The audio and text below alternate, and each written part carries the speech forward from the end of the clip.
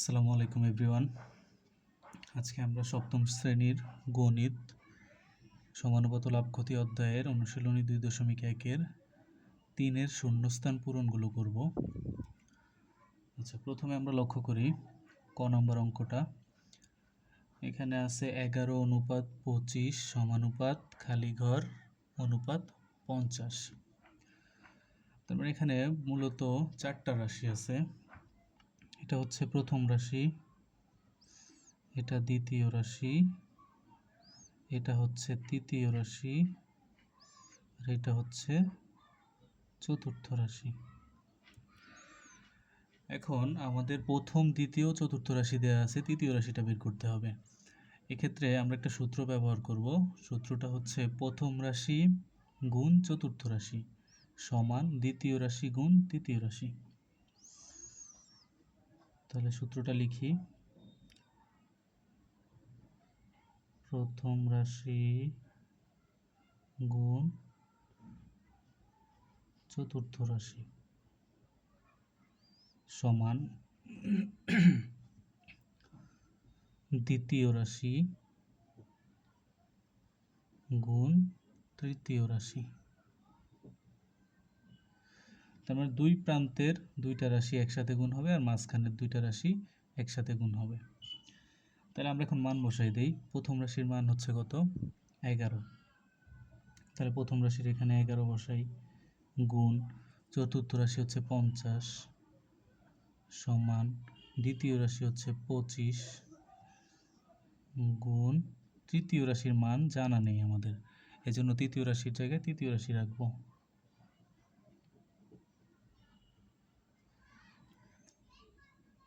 এখন 11 আর 50 গুণ করলে আসে 11 আর 50 গুণ করলে আসে 5 11 55 আর একটা শূন্য 550 সমান 25 গুণ তৃতীয় রাশি। এখন আমরা যদি এই সমীকরণটাকে এইটুকু এই পাশে ডান পক্ষের পুরোটা বাম পক্ষে নিয়ে আসি, আবার বাম পক্ষের পুরোটা ডান পক্ষে নিয়ে আসি, তাহলে কোনো চেঞ্জ হবে না। সেক্ষেত্রে আমরা লিখতে পারি বা তৃতীয় রাশি সমান, এখানে আমরা তৃতীয় রাশির মান বের করতে চাচ্ছি, সেক্ষেত্রে তৃতীয় রাশি বাদে বাকি সবকে এই পাশে নিয়ে আসতে হবে। তাহলে এখান থেকে যদি 25কে আমরা এই পাশে নিয়ে আসি, 25 এখানে তৃতীয় রাশির সাথে গুণ আকারে আছে। কোনো কিছু যদি গুণ আকারে থাকে তাহলে তাকে পক্ষান্তর করলে সেটা ভাগ আকারে হয়ে যায়। তাহলে 25 এখানে আছে গুণ, 25 এই পাশে এসে হয়ে যাবে ভাগ।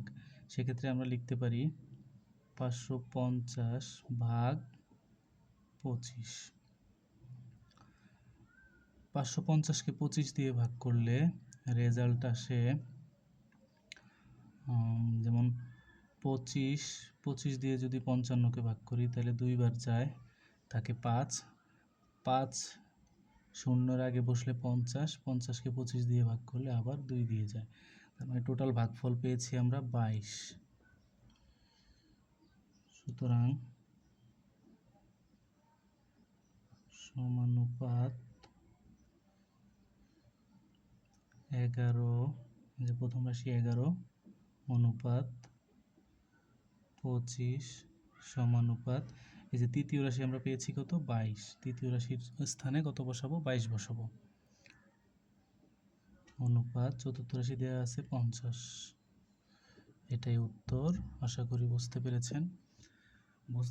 আচ্ছা, আমার অঙ্কগুলো যদি বুঝতে কোনো সমস্যা হয় অবশ্যই কমেন্টে জানাবেন।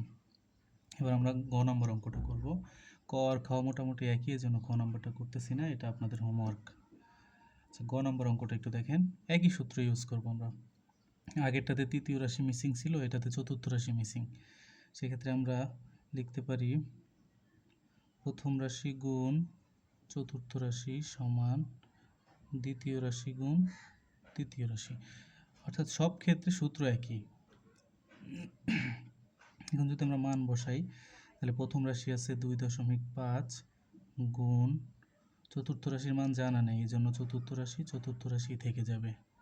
দ্বিতীয় রাশি হচ্ছে 5.0 গুণ তৃতীয় রাশি হচ্ছে 7।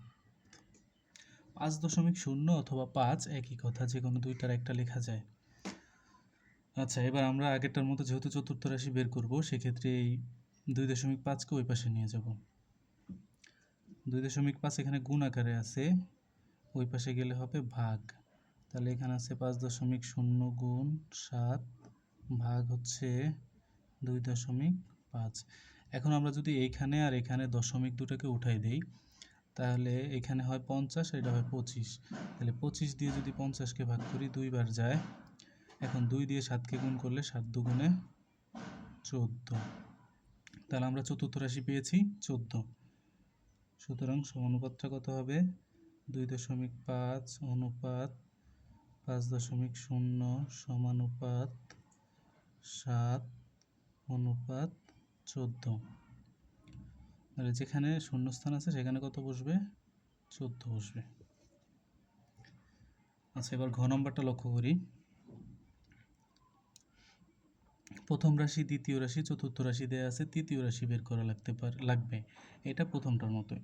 তাহলে সূত্র সবগুলোর একই। আমরা সূত্রটা লিখতে পারি, প্রথম রাশি গুণ চতুর্থ রাশি সমান দ্বিতীয় রাশি গুণ তৃতীয় রাশি। আচ্ছা, তাহলে আমরা মান বসাই দিই। প্রথম রাশি আছে কত? 1/3 গুণ চতুর্থ রাশি কত? 7/10 সমান দ্বিতীয় রাশি 1/5 গুণ তৃতীয় রাশির মান বের করব আমরা। আচ্ছা, একই রকমভাবে যদি এটাকে পক্ষান্তর করি, এই পাশে নিয়ে আসি পুরোটাকে, তাহলে চেঞ্জ হবে না।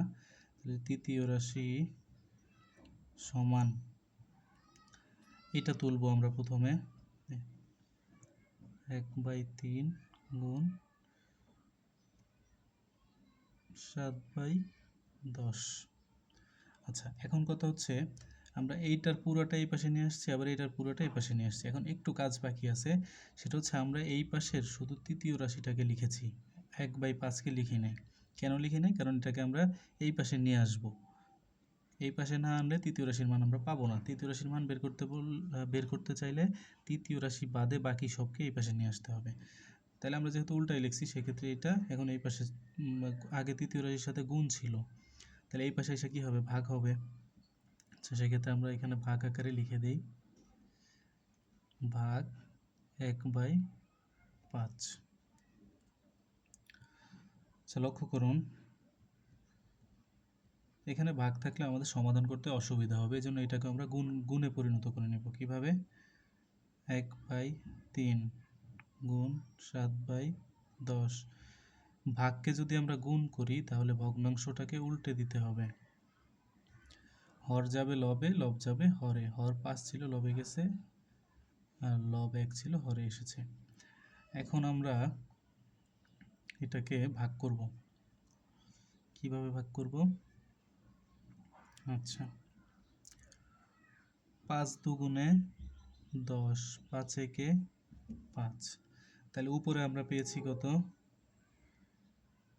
1, 7 আর 1, যদি 3টা গুণ করি তাহলে 7 একে 7, 7 একে 7। উপরে পেয়েছি 7, নিচে পেয়েছি কত? 3 দুগুণে 6, 6 একে 6। তাহলে আমাদের তৃতীয় রাশি কত হবে? তৃতীয় রাশি হবে 7/6। তাহলে সুতরাং সমানুপাতটি কত হবে? প্রথম রাশি 1/3 অনুপাত দ্বিতীয় রাশি 1/5 সমানুপাত তৃতীয় রাশি কত পেয়েছি? 7/6